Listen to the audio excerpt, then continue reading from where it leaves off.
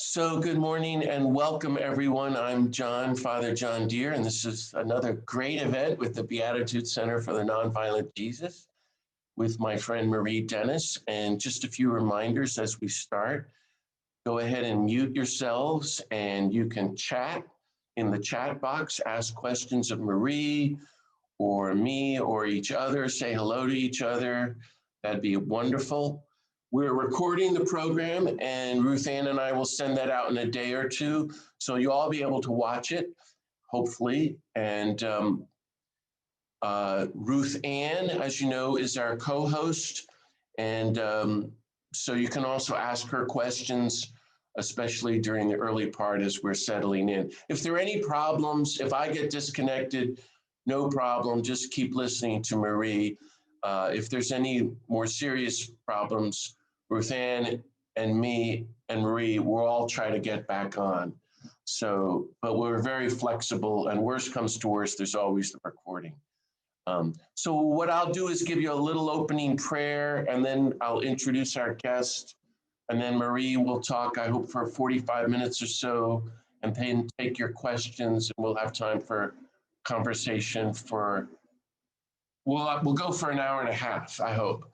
So doesn't that sound wonderful? So let's begin with a little prayer. You want to just take a deep breath and close your eyes. I invite you just to notice how you're feeling on this Saturday, Juneteenth, as we celebrate Juneteenth, and listening to our friend. And just take a moment to invite you to enter the presence of the God of peace who loves you infinitely, and let's ask God for whatever graces we need.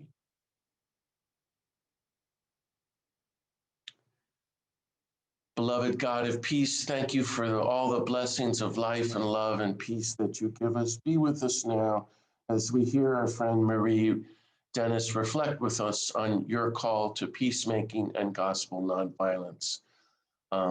Bless our conversation and the insights that we might be empowered to do our part to follow the nonviolent Jesus and help your church more and more reclaim the nonviolence of Jesus, that we might all be your holy peacemakers, your beloved sons and daughters. We ask this mighty blessing in Jesus' name. Amen. So I'm really happy for you all to meet my friend, who I've known for a long time, and she's been my teacher and been with me and through all my ups and downs. She's the former president of Pax Christi International till recently, and the coordinator of the Catholic Nonviolence Initiative, and really the primary organizer of it, especially the historic April 2016 Conference on Nonviolence at the Vatican, which I was part of, which was one of the highlights of our lives, I dare say, Marie. And it led to Pope Francis's January 1st, 2017 World Day of Peace message. And as I'm talking, friends, if you would mute yourselves, that'd be great. Make sure you're muted. The World Day of Peace message was called Nonviolence, a Style of Politics for Peace. And if you haven't read it, I urge you to go and read it. And it's a real turning point in the church that Marie's going to talk about. Before this, she worked at Maryknoll from 1989 to 2012, mainly as the director over time of the Office of Global Concerns. She was also the chair of Pax Christi USA in the late 80s and early 90s. Marie's the mother of 6 and lives at the Assisi community in Washington, D.C. She's the author of this great new book, Choosing Peace, about the Catholic Nonviolence Initiative, and edited with friends this massive volume of theological essays on nonviolence called Advancing Nonviolence and Just Peace, which I hope she'll talk about. Again, I hope Marie will go for about 45 minutes and then take your questions. We can have a conversation. And so please, please, please write down some questions for Marie. I really, really encourage you. We're very lucky and blessed to have her for this good quality time. She's one of the great leaders in the church. Marie, just humor me saying these things, but I believe this. And so pick her brain and also about how she sustains it all. one of the things I hope you will learn from Marie, as I have, as you're listening to her, is remember, think about Marie's working with Maryknoll, especially not in Latin America, but all over the world. And then Pax Christi all over the country. And then Pax Christi all over the world. And then the Catholic Church all over the world. So Marie has a universal vision, which is very unusual for us in the United States. And that's one of the great gifts you can get from listening to Marie, which I saw as a kid. And she's been such an inspiration to me to think big and not to be afraid to think big, because we're ultimately followers of Jesus and servants of the God of peace. We have a big vision and big hearts, right, Marie? So I really give you a very warm welcome. And dear friends, please join me and welcome me, Marie Dennis. Welcome, Marie. Thank you. Thank you, John. It's really great to be with you. It's great to be with all of you and to see the Beatitude Center really beginning to thrive in such good ways. Some of you, for some of what I will say, will be familiar to many of you, and for others, perhaps not.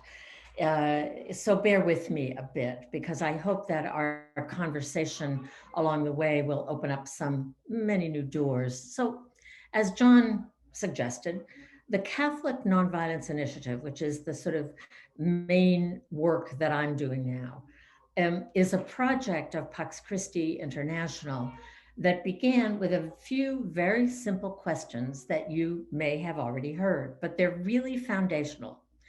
What if 1.3 billion Catholics worldwide had a full understanding of the power and effectiveness of active nonviolence and the deep connection of nonviolence to the heart of the gospel? What if we all knew how to apply nonviolent tools to diffuse conflict before it became violent? What if the Catholic Church committed its channels of communication and diplomacy, its vast spiritual, intellectual, and financial resources to promoting active nonviolence?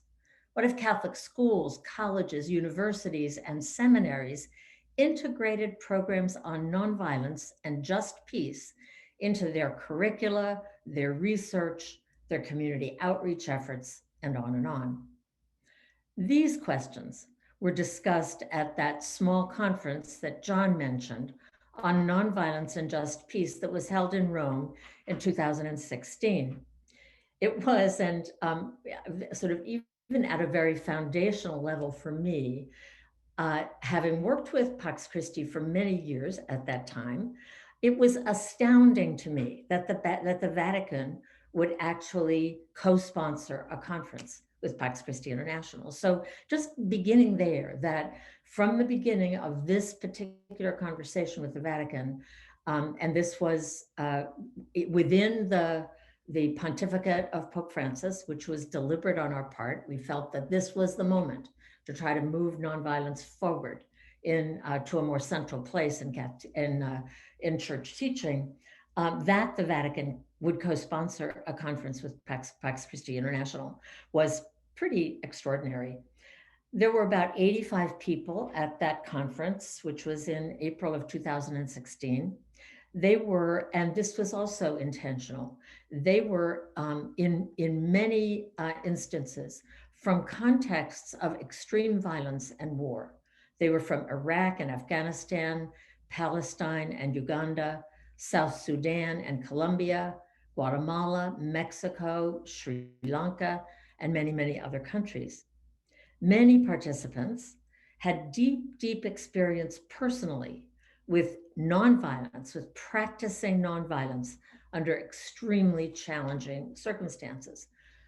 One of my motives as we began to put this small conference together was specifically that, to listen to people whose lives were threatened by violence, whose communities were inundated with violence, and to hear them talk about whether nonviolence was a practical possibility in a violent world. You perhaps have heard the story of Sister Nazik Mati, a Dominican sister from the northern part of Iraq, from Mosul, part of Iraq that I had visited not many years before that, who we did not know what Sister Nazik was going to say when we asked her, what do you think about nonviolence? Would it work in the context where you and your whole community was completely displaced and everything destroyed?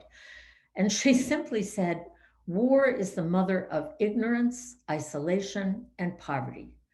Please tell the world there is no such thing as a just war. And she said, I say that as a daughter of war. We absolutely cannot keep responding to violence with more violence.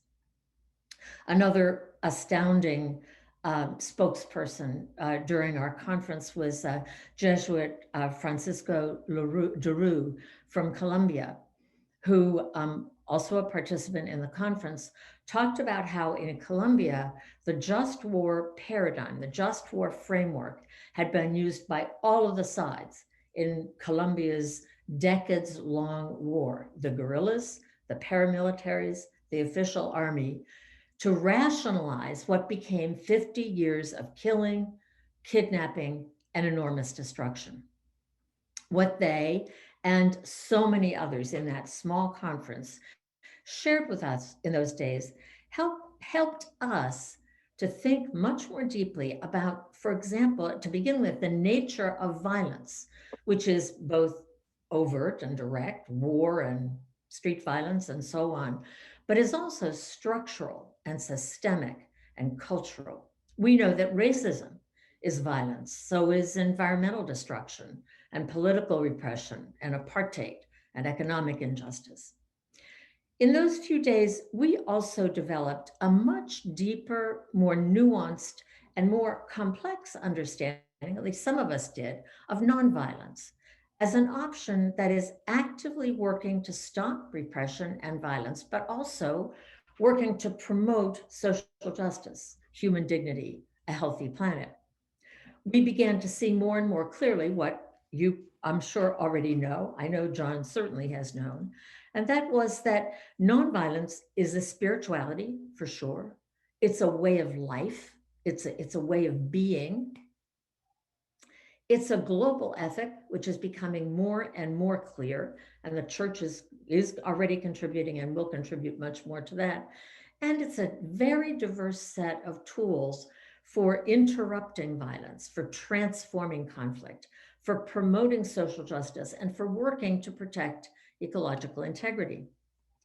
Nonviolence, we think that it is important to remember that nonviolence is not the same as pacifism. If by pacifism we mean an ethical stance that rejects all killing, that rejects even all violence. We can talk about this more in the Q&A if you'd like to, because I think it's a subtle, but I think a very important point. And interestingly, Thomas Merton repeatedly articulated that difference in a number of times in his talks and writing. Merton himself was a pacifist, which he had declared in a letter to the draft board in 1941, and he certainly never abandoned that position. And yet there were times when he would deny the pacifist label because it allowed detractors to dismiss his work against nuclear weapons or the Vietnam War, or because he felt he was concerned that it might be perceived as self-righteous or a condemnation of those who may be moved to be less violent or even to adopt nonviolence, but who were not ready to declare themselves conscientious objectors, for example. In first century Palestine, as you know well, where direct and structural violence were surely a way of life, think of the Roman occupation, but also of the way that religious rules and rituals were used to exclude whole groups of people, women, lepers, and so on. In that context, Jesus proclaimed a new nonviolent way of life that was rooted in radical inclusion, in the beloved community, in the unconditional love of God. Those of you, and I'm sure all of you, who have read John's many books, listened to his podcasts, or participated in earlier webinars know this very well, know it better than I do. Jesus taught his disciples to love their enemies, to turn the other cheek, when he stopped her accusers from stoning the woman caught in adultery, and when on the night before he died, he told Peter to put away his sword, Jesus marked out, as John says so well, a path of nonviolence. And he walked that path all the way to the end, to the cross, where he took on the evil, the violence to himself, rather than inflicting it on others, and overcame it by his suffering and death. Jesus' resurrection from the dead was what John calls the vindication of nonviolence over violence. As we try to move to move nonviolence more and more to the center of Catholic teaching on life, on war, on violence, it's really important to center that in the gospel. Terry Rinn's talk 2 weeks ago certainly does that extremely well. I think Terry's book, Jesus the Peacemaker, was such an important book for me to read.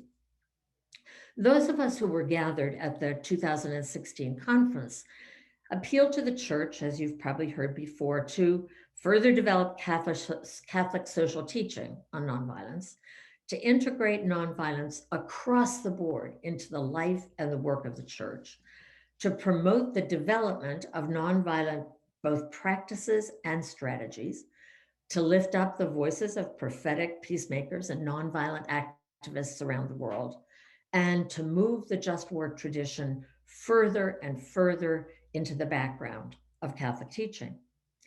In asking the church to adopt a new moral framework that would replace the just war tradition and that would be based on nonviolence for its teaching on violence and war, we were, in fact, and we've said this over and over again, building on a tradition that was already moving very well in that direction, but with a lot of opposition. Given what we now know about the consequences of horrific violence and war, the cost in human life, in psychological trauma, in moral injury, environmental damage, climate disruption, and on and on. And given the vast resources that are given to preparations for war, resources that we know and can see very clearly in this pandemic are desperately needed for healthcare, for food security, for education, and on, for integral human development, if you will, the church has actually repeatedly insisted that a quote unquote just war was practically impossible and called for an end to war as a human institution in Gaudium et Spes at the end of the Second Vatican Council, and on repeatedly. But it wasn't until last fall in Fratelli Tutti that the Vatican, Pope Francis, explicitly moved the just war tradition off center stage in Catholic teaching. It was a tremendous step that I think in some ways got a little buried in a quite wonderful encyclical, but it was a very, very important step. If you haven't read Fratelli Tutti yet, please do, and pay particular attention to the footnotes in that little section on the just war tradition. It's fascinating. At the same time, so even as we were saying that we can't keep talking about a just war, the whole tradition has been distorted and misused, and even the image that's projected by those words has got to change. At the same time, excuse me, the role that the church has played in the world has made it important for the church to be able to provide some ethical norms and guidelines for political decision makers in a world that is very violent. Many such norms are already well ensconced in some ways in international human rights law and would be included in what might be a new moral framework that would focus on nonviolent approaches. But the task of building such a framework was something that we've been asking for years, but very much since 2016. In fact, it's interesting because I think in so many of the both interstate and intrastate, but sort of political level expressions of violence in our world, what we know is that we need tools that would help us evaluate, for example, are sanctions a violent tool, or are they truly a nonviolent tool?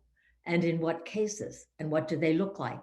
We need to be able to, or the church could well play a very important role in the world by continuing to insist that any kind of public action, any kind of political move, any kind of sanctions would have to be subjected to a rigorous ethical evaluation, just not with the end possibility being what might be called a just war.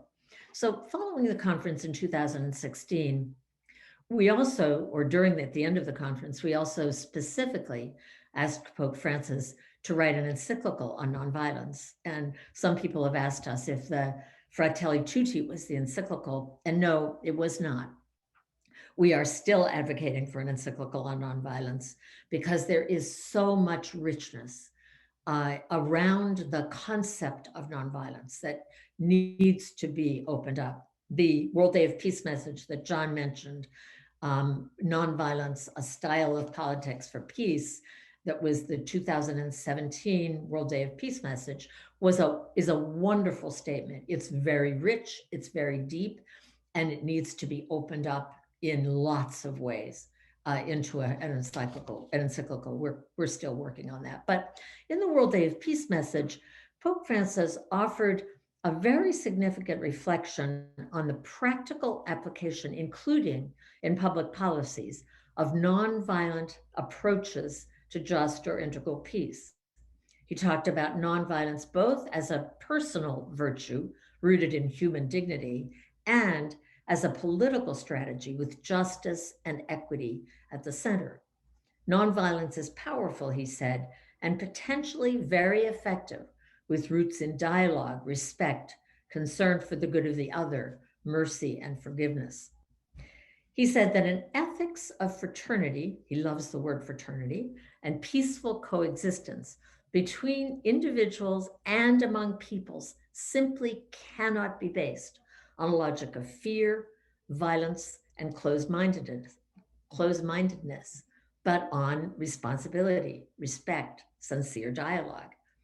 That peace building through active nonviolence, he said, is the natural and necessary complement to the church's continuing efforts to limit the use of force by the application of moral norms. That whole concept needs to be unpacked, opened up, studied, reflected on by ethicists and moral theologians. And I think we've made some beginnings in that direction.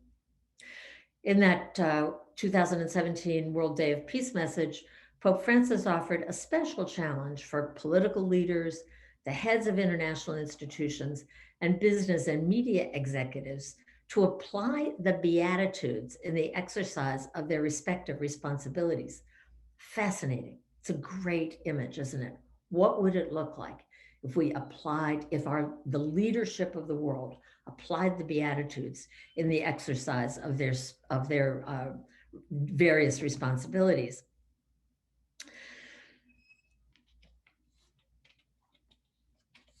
Nonviolence, in many ways, as a style of politics for peace. I think the first time I heard that phrase, it took me a while to kind of get my head around what was he talking about. That was really Pope Francis' expression, nonviolence, a style of politics for peace.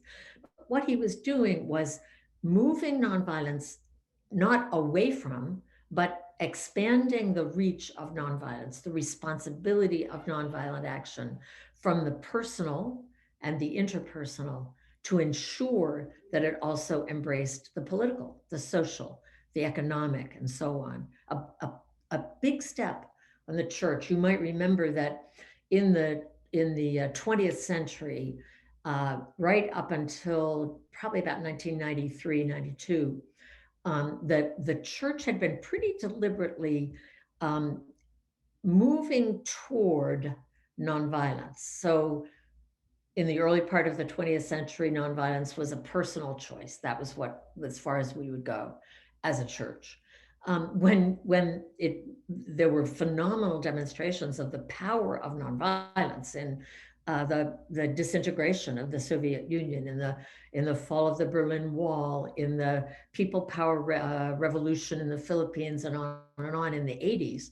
It wasn't possible to say, well, this doesn't apply at a social or political level. Clearly, it applied when it was done well and with good preparation.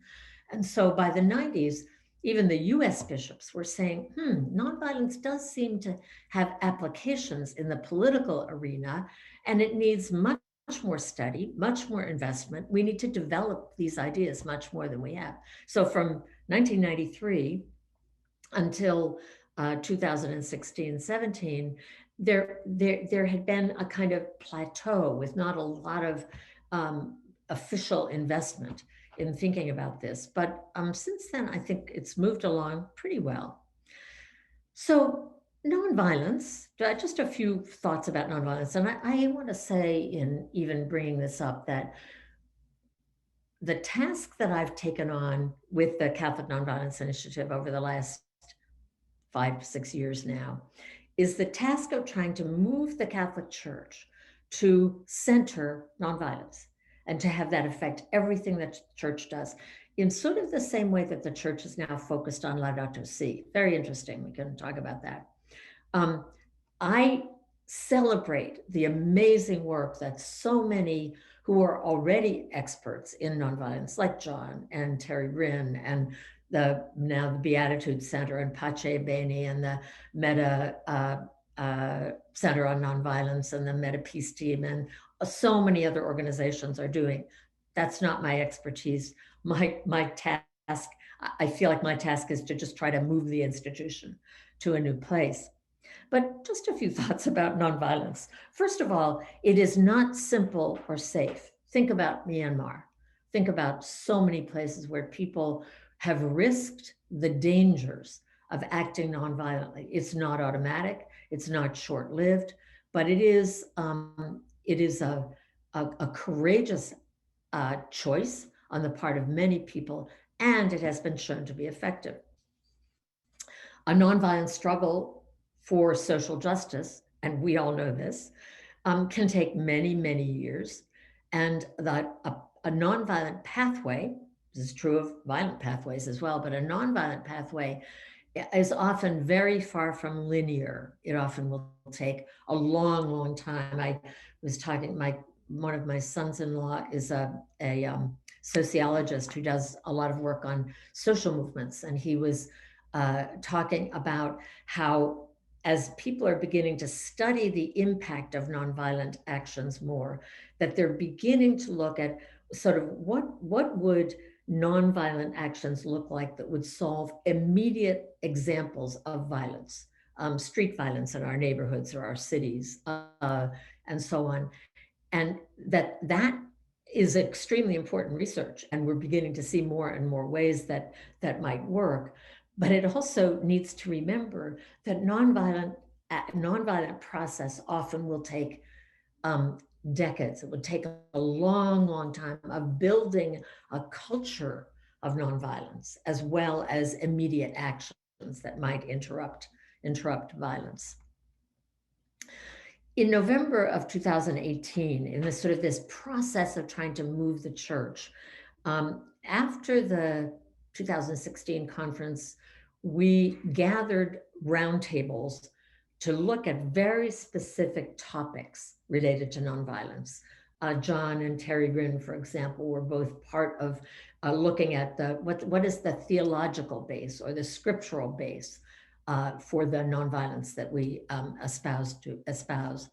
Others were looking at, as part of a roundtable that looked at what would a new moral framework look like if we put the just war tradition on the shelf. How do we then think about how we find the most ethical response in very difficult circumstances?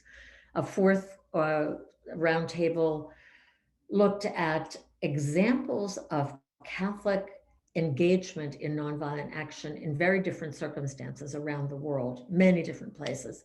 And the fifth roundtable looked at, well, what if the church did this? And we infused all of our life as a Catholic community with a deeper and deeper understanding of nonviolence. What would that look like? So these roundtable processes that were actually all virtual. Before we had to do things virtually, we were learning how to use Zoom and every other platform we could think of. We involved about 125 theologians and peace practitioners and activists and thinkers, scripture scholars from all over the world. And then we convened a second conference in 2019 that brought all of the fruit of those roundtables together into another few days of conversation with, again, many people who came from situations of violence. In preparation for that, one of the steps that I was part of that was fascinating to me was that we spent a fairly short time actually in El Salvador interviewing people who had been involved in the civil war in El Salvador. That war in El Salvador was a very important and formative part of my own journey. And I had always felt like I needed to hear from those who gave, whose children gave their lives, or whose father gave his life or mother gave her life in the struggle for justice that ultimately was a violent revolution. It was a guerrilla war. And I just needed very badly to hear from people there what nonviolence would mean to them. Would it just feel like abandoning the struggle or irresponsible? Or so we, a friend, a Franciscan friend, Joe Nangle, and I interviewed about 20 people in El Salvador in November of 2018. And we interviewed a really wide range of people, politicians, pastoral workers, professors, a sociologist, priests, a former leader of one of the guerrilla branches, women religious, a former magistrate of the Salvadoran Supreme Court, a former minister of the economy, a scripture scholar, a member of the members of Christian-based communities, theologians, and including John Sobrino, Jesuit liberation theologian. Every person we interviewed in those weeks had been deeply affected by the violence. They were affected by repression, by the Civil War. They've been affected by gang violence. They believed almost to a person that the war that was ultimately launched as a guerrilla war in El Salvador had a just cause, that they had tried coups, they had tried elections, they'd tried all different shapes of resistance to what was a horrific violence. And they believed that the guerrilla war was the last resort. At least many of them did. But what was the common thread for me in listening to all of them was that they would simply say, but look at our country now. We're mired in violence. We were overwhelmed by the repression. We were overwhelmed by the war itself. Now we're overwhelmed by gang violence and the civil local violence. There just has to be a better way to achieve the kind of peace and real security that we all long for. Most of the people that we interviewed are very actively building just peace. Their way of life and their engagement in different nonviolent ways of building the beloved community with, as John Sobrino would say, those who are impoverished and marginalized at the center, confirmed our belief that ultimately active nonviolence is the only way to build a culture of just peace. And I think that it was a heartbreaking story to listen to, given where El Salvador has been since the peace accords. But it was a very strong message for me. So since 2016, and then our second conference in 2019, between those two conferences and since then, the church has moved along in some pretty interesting ways, sometimes very subtle ways, to more completely embrace, to understand what we're talking about when we talk about nonviolence. So, after the World Day of Peace message, and you'll know all of these, that Pope Francis absolutely ruled out the death penalty, and in fact changed the catechism to rule out any legitimate use of the death penalty. Very strong message about how we need to change the direction, including changing the direction of how we respond to violence. Another example that was pretty staggering was his final rejection of nuclear deterrence as a legitimate position that had any kind of moral substance to it. For as long as I could remember, so since the Challenge of Peace in 1983, the US Bishop's Peace Pastoral, Pax Christi in the US had been advocating for the church in the US to reject deterrence as a legitimate stance with moral grounding. And, I know we in the US and Pax Christi internationally had tried every sort of approach to that. So I think it was in 2017, the Vatican had been moving in this direction because the Vatican was very deeply involved in negotiating the treaty on the prohibition of nuclear weapons, the nuclear ban treaty. And as the conferences that ultimately led to that treaty began to talk about the consequences of the humanitarian consequences of a nuclear weapons exchange, the Vatican began to get stronger and stronger in saying there really isn't a legitimate use or acceptance of nuclear weapons.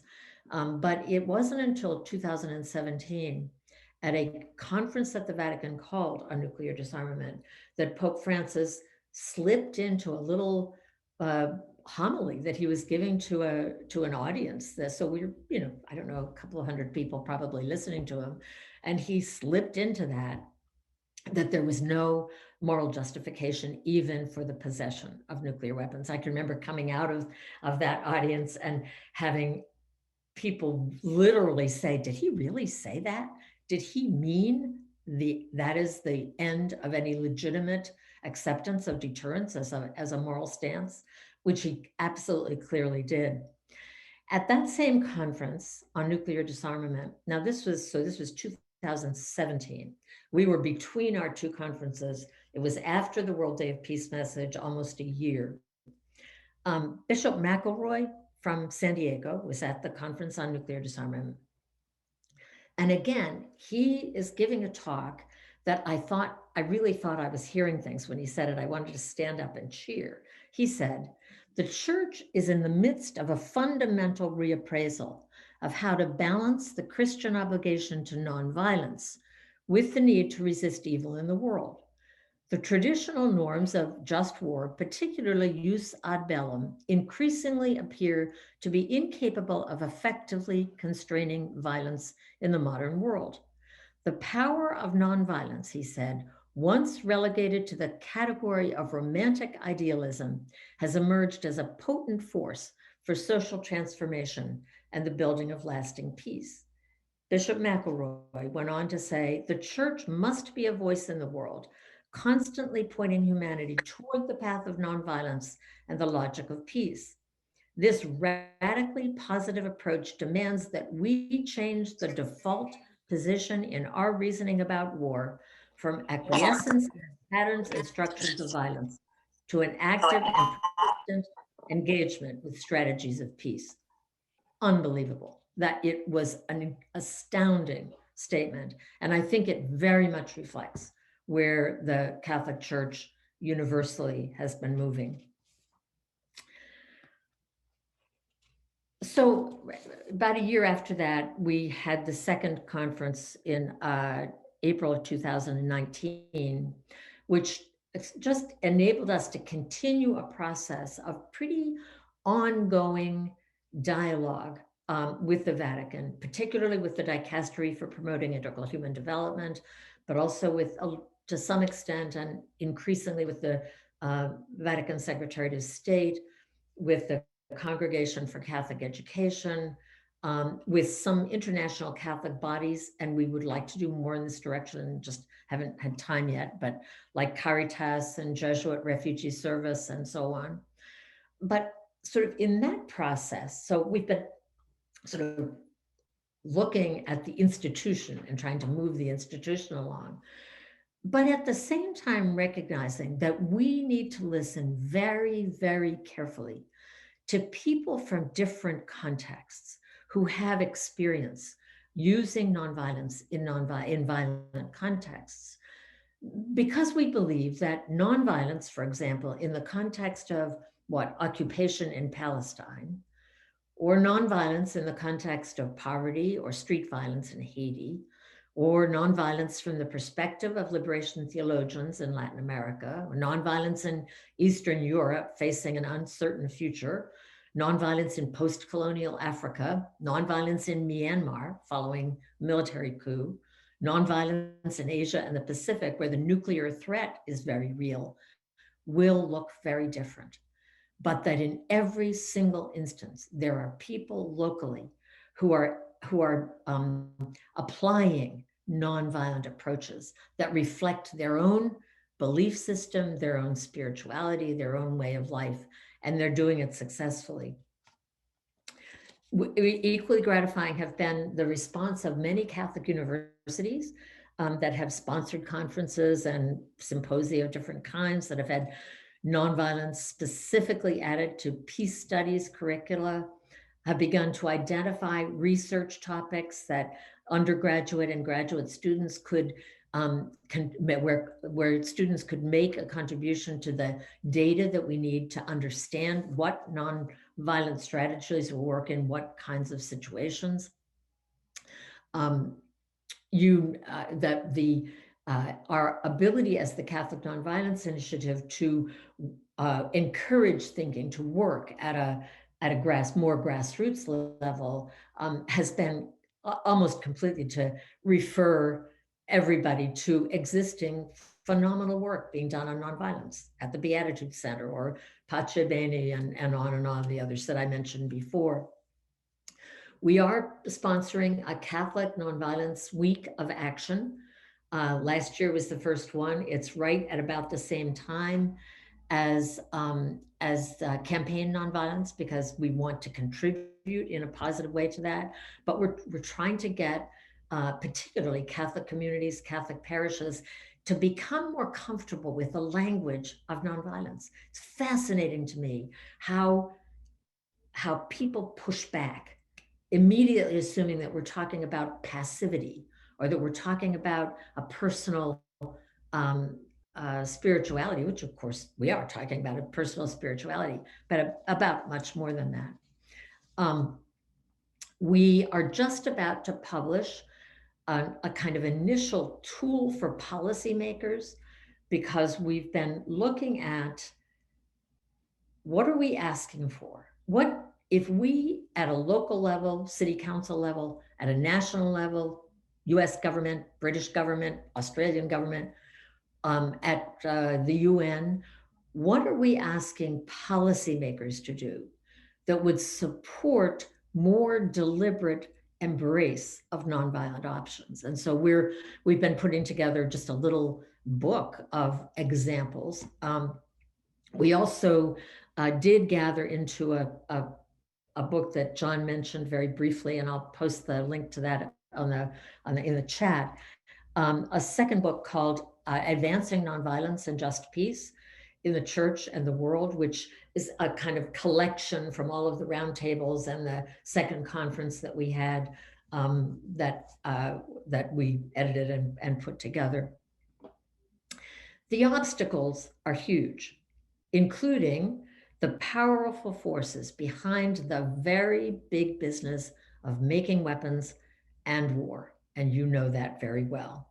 But we believe we can live our way into this challenge by nurturing a spirituality of nonviolence, by learning to interact at an interpersonal level nonviolently, but also by working for just peace, for structural changes that will enable us to learn more about how can nonviolent approaches help us as a human community shift from a path and a direction that assumes the only way forward is violent to a pathway that actually reflects the gospel message that we claim to believe, that we're trying to follow. Hopefully, this gives you a little bit of a sense of what the Catholic Nonviolence Initiative is doing. I think that we're mostly just trying to shepherd a conversation in the Catholic Church institutionally, recognizing that the Church is, yes, is the Vatican. We've got to try to move that. And we have some hopes that while Pope Francis is still alive, that maybe we can. But the Church is also the people of God. And so looking for ways to reach into parishes, dioceses, Catholic universities, and so on, I said, is just the work that we're about right now. So I'm going to stop there and invite your conversation. I see some questions, and that's terrific. John, do you want to call on people, or how do you want to do this? I'm going to just post in the chat the link that I promised. Well, Marie, that was brilliant. Thank you so much. Your best talk I've ever heard you give, and you kind of summed it all up. And